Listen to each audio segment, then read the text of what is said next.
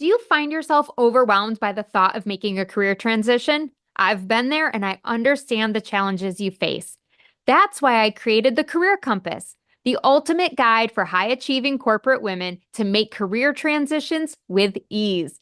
The Career Compass breaks down the decision making process into 5 clear steps, helping you make savvy, empowered career decisions. Head over to karenfreeland.com/career compass right now and download this invaluable resource. It's completely free and will get you on the path to a more fulfilling career.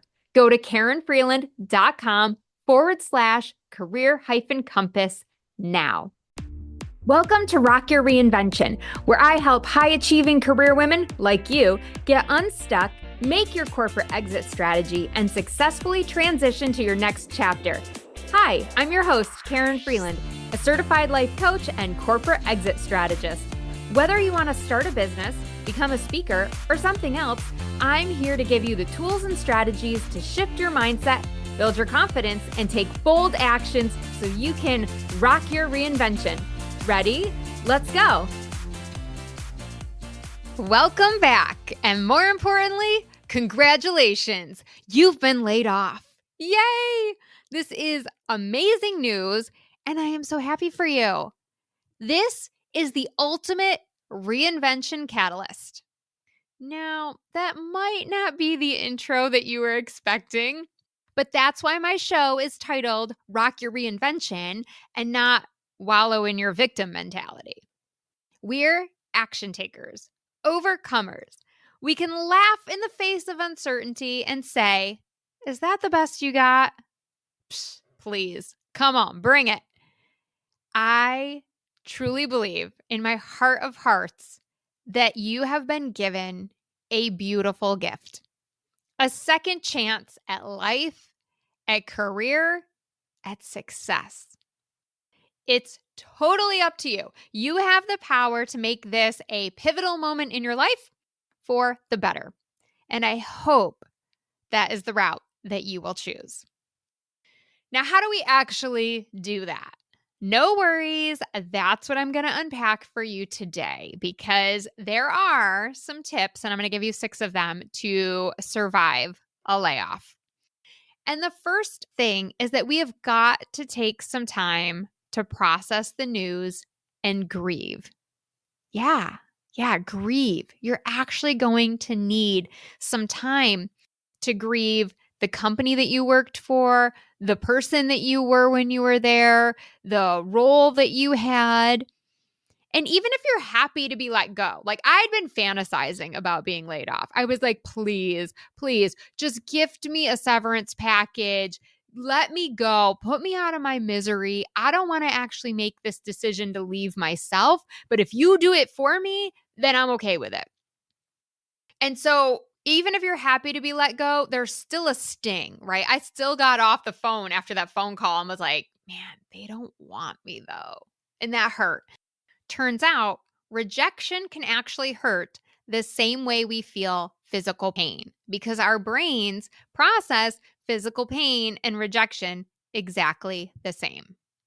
And so you're going to feel that hurt because our brain doesn't really know the difference between physical pain and rejection. And so don't think if you're feeling pain and you're like, why does this hurt so bad? It's because of how our brains are processing this. So you're normal. If you've been in the workforce for a long time, this can be an even more significant blow, especially if you worked at that same company for a very long time, because your colleagues were probably like family, right? And then suddenly they're MIA, right? Unfortunately, I've experienced this, once you leave an organization, you're kind of dead to most people because you can't help them anymore, right? They might have only been connected with you because of your level in the organization or the influence that you held. And so that can be really hard because these people who used to have your back all of a sudden don't. And all of this rejection adds up and becomes that emotional pain that needs to be dealt with. The key, however, is not to take too much time to deal with it, because the longer we allow ourselves to wallow in misery, then the more that is going to become a habit, right? That behavior will just become a way of life. So I recommend dealing with the news by journaling, talking to supportive friends and family, and you'll find out pretty quickly who those ones are.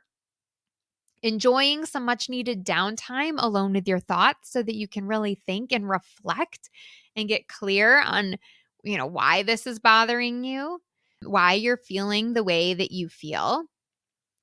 And you also are probably going to want to take some time to identify some triggers.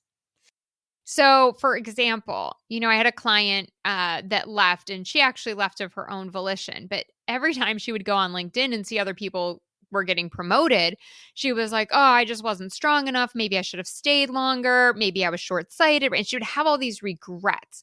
And so we would work through those thoughts and feelings. She's like, but I was so miserable there. I don't think I could have hung on for any longer. I'm like, you did. Well, who wants to be in a role where they're just hanging on?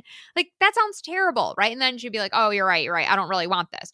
But LinkedIn may be a trigger for you. So you may want to take a break from it for 30 days or something. You may want to set time limits so that if you do go on the app to apply for other jobs, that you're literally getting in and getting out, right? You have a mission. You're not scrolling through the feed endlessly and getting sucked in and then getting triggered. So think about this for yourself. What strategies are you going to use to cope, and come up with a game plan, because you want to be as prepared as you can, especially for those of you who are like, think a layoff is coming, but maybe you haven't actually experienced it yet. Like, you can start to plan for this ahead of time. So deal with the news, grieve. That is the first step. The second thing you can do is cut ties with your former job as quickly as possible. It's kind of like breaking up with a boyfriend, right? Like, you got to just rip off the Band-Aid. You just got to sever, right? That whole, we could just be friends. We can keep hanging out. We can force this friendship, just does not work. You both get drunk one night, you end up going to bed together, and then you wake up the next day and you're like, oh, this was a very bad idea, right? Same thing, right? You're just going to get hurt again. So we got to break it off with our former company. When I was impacted by my layoff, and just so you know, like, I always tell you my stories because I want you to see that I'm not just talking the talk, right? I didn't like read this in a textbook and I'm just regurgitating ideas to you. No, these are things, tried and true strategies that I have used. Okay. So my employment was terminated immediately, which was great. So that meant that the sooner I could get rid of my company devices, clean out my desk, the sooner I could move on with my life. So I was laid off on a Wednesday, and by Friday morning, I was in that office dropping off my devices and clearing out anything of, personal belongings. The other thing I did, because I knew that I didn't want to be in corporate anymore, was I took all of my suits and my work clothes and I donated them to Goodwill. And it was like so freeing, because I was just like, yes, the old me is gone. Now I can focus on the new me. Because here's the thing. You are not going to be emotionally available for the next big thing if you still have all those remnants of your old life laying around. Now, you may not want to leave corporate, so maybe for you, like, donating all your clothing is not going to apply. But what do you need to do to detach from your former job? Maybe you want to ditch the swag. Disconnect from those toxic coworkers on LinkedIn that you were literally only connected with because you worked with them. Now, I'm not telling you to disconnect with everyone you worked with. That would be foolish. But like, if there's one or two, maybe 3 or 4 people who you really are like, I cannot foresee myself ever reaching out to you again. You were so toxic to me, so bad to me, whatever. Disconnect. Get them out of your circle, out of your life. You don't need it. And this is also why I recommend to a lot of my clients that you take a vacation when you get laid off, because you really need some time away from the daily grind and being in your home. Like, oh, normally now I would be getting on a conference call, or normally now I would be waking up and taking the kids to daycare because I have to go to work. And like, that's not happening right now. So your whole like chi gets off. I don't know if that's really the right word, but whatever. So sometimes it's nice to just take a break and go to a whole other place, a different location, a hotel, Airbnb, whatever, and get back to what is actually your normal state. The person you are when you are on vacation is probably most like the real you. It's when we let our guard down, we let our hair out, and we just get to be us. And that's the perfect place for you to be, to think about where you really want to go next and what steps you want to take to make a pivot. So, how can you cut ties? What actions are you going to commit to making? Write them down and make them happen. Don't wait any longer if you've been hanging on. Number 3, and I hope this goes without saying, but sometimes people need a reminder, leave on good terms, okay? I know if you're like me, you would love to have a mic drop moment. Like, who wouldn't love to walk into the executive's office and just start chucking stuff off their desk? I mean, I would love to do that. That sounds actually really fun. But in the long run, I can promise you that is not going to serve you. It's actually not going to make you feel any better. It's certainly not going to change the situation. In fact, it'd probably make it worse.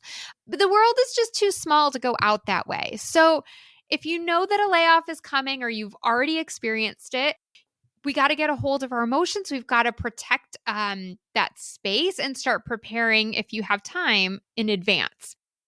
When you get the news, or even after you've been delivered it, remaining calm and collected is going to be the best space for you. Hold that head up high, put a genuine smile on your face, and know that everything that you learned in this role is going to help you in future endeavors. Even if you hated your job, I mean, there is definitely something you gained along the way. And it might just be how not to manage a team, right? If your emotions do start to get the better of you, just ask if you can have a moment to collect your thoughts. And it's not really a permission, right? Like if you're being delivered the news virtually, you could just turn off your camera and say, I just need to turn off my camera for the rest of this conversation. I mean, they're getting rid of you anyway, so you don't need permission for anything. But set those boundaries for yourself and keep that safe space for you. And then just remember that this is not the end of the world, okay? Even if it feels like it is right now, I'm telling you, there is life outside of your company. There are plenty of other people who would be happy to hire someone with your talent. This might just be setting you up for a bigger and better comeback. Okay, tip number 4, ask for recommendations. Oh, so good. Okay, when I left my job, one of the first things I did was get recommendations from the people that I had managed. So like the people reporting into me, because it was such a strong testimony for my leadership skills. And that was something that I had worked really hard on and wanted to make sure that that was captured in case I needed it for future roles. Additionally, I asked some senior leaders that I had good relationships with to write me recommendations. This way I had feedback also from all levels of the organization. You know what I mean? Like you don't want to only get stuff from your direct reports or only get stuff from your peers. You want to make sure you have it from different layers. And if you left on good terms, someone is going to oblige by writing you a glowing LinkedIn recommendation for your profile. And trust me, recruiters and hiring companies are going to check this section of your profile. So if you have been leaving it blank, now is the time to get that updated. And I know some of you have been neglecting your profiles. And this is one of the things that I help my clients with so that they can build a rock star profile and make sure that they're getting seen and getting found more by recruiters. So who do you need to ask for a recommendation? Send them a message today.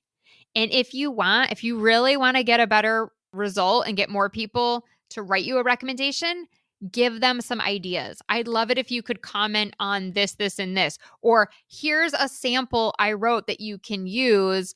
Feel free to make it your own. I'm telling you, that will get you way more responses because people don't want to have to work for it, right? Like make it easy for them.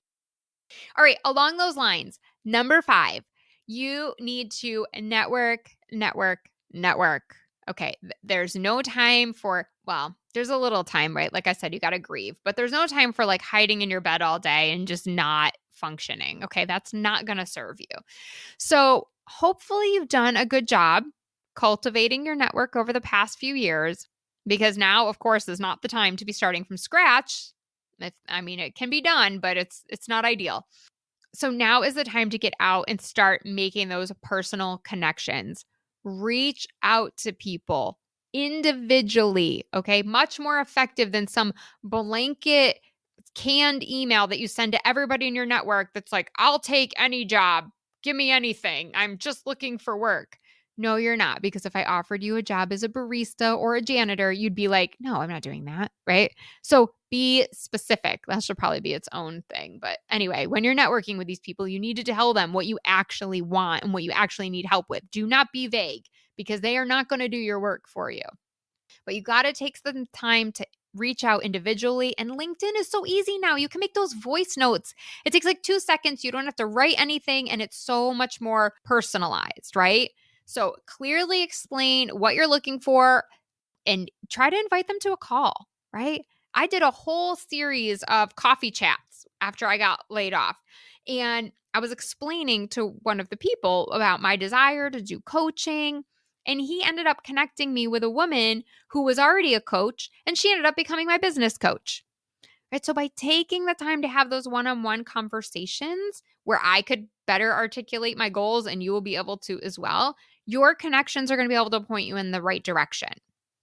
And this is incredibly important when you're changing directions, because if I had not had that conversation and I just told him, hey, I just got laid off, he probably would have sent me notices about marketing director roles or something, right? And he would have assumed that I just wanted to stay in the same field. But because I was actually able to have that chat and share more about the pivot that I was looking to make, he could make more beneficial connections for me. So let's think about it. Who do you need to connect with in the next 30 days? Get those messages out, start inviting them to calls, booking them, putting them on the calendar, and let's keep putting one foot in front of the other. That is going to land you in the spot you want to be in much, much faster. Okay, and my sixth tip for you is to stay positive and visualize success. I know it's hard to stay positive, especially in the beginning. But here's the thing. The law of attraction tells us that like attracts like. So if you think negative thoughts, you are going to have a negative result in your life. And if you think positive thoughts, you are going to create a positive atmosphere for yourself. So I really want to encourage you to do whatever it takes to keep yourself positive and keep a good outlook on life, as long as they're healthy. Okay. Like, we're not doing drugs and getting drunk because like that's going to keep you in a happy state. We got to be smart about this. Okay, ladies, we're doing things that are healthy coping mechanisms, listening to positive music, right? Putting a sticky note on your mirror with a positive affirmation, beginning your morning with some gratitude, really thinking about some of the things that you're still grateful for. And even in layoffs, there are things to be grateful for. I got to spend so much time with my dog. I got to take him on nice long walks in the morning. I got to walk my kids to school and drop them off instead of having to rush them in the car or have my nanny come in the morning. Like, it was the best and it was so nice. And then I got to come home and nobody was in the house. And I was like, oh my gosh, this is kind of really cool.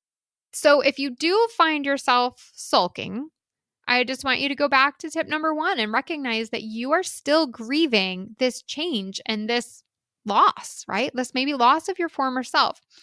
And you know me, I love some time boxing. So what I say is grab out your phone, kitchen timer, whatever, set it for 15 minutes. Allow yourself to vent, scream, have all the feels, right? Like, just express it all. And then once that timer goes off, pity party's over. And if you can, write down some actions that you want to take to move yourself forward and then move on with your day.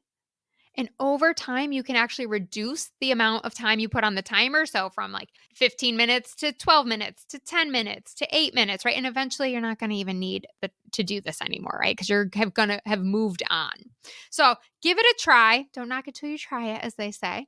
And I know that you can overcome this. You have overcome probably much harder things in your life before. And so this does not have to be a defining moment for you. So let me just recap the 6 tips for surviving a layoff. Number 1, take the time to process the news and grieve. Number 2, cut ties with your former job as quickly as you can. Number 3, leave on good terms. Number 4, ask for those recommendations as soon as possible. Number 5, network. You can never do too much networking. Number 6, stay positive and visualize success. And with that visualization, right, it's really seeing yourself in the future, what you want this life to look like. How do you want to define success going forward? What would that really look like? And so, one of the ways you can do that is just really close your eyes and in your mind's eye, just get connected to what the possibilities could be. And that's what gets me so excited about a layoff, is that the possibilities are endless. This is your opportunity to redefine everything. And if you're stuck and you're not sure what to do, this is exactly what I help my clients with: navigating layoffs, making career moves. So if this describes you, let's chat. Book a call on my website. Go to KarenFreeland.com. Remember, Karen is Karin, and we can explore your goals together. We can look at what's holding you back from achieving them and make a game plan for going forward. You don't have to do this alone, and you don't have to let this define your career. Instead, you can let it fuel you into the best season of your life. So I hope to see you on a call real soon. Again, it's KarenFreeland.com. Just click book a call and you can get on my calendar. Until then, happy reinventing. Thanks for tuning in. I hope you're inspired to take action by committing to one of the tips or strategies we talked about in today's episode. If you want more accountability and support, I've got your back. Book a complimentary Empowered Exit Strategy call today. Visit KarenFreeland.com to learn more and book your 45-minute session. Until next time, stay fabulous.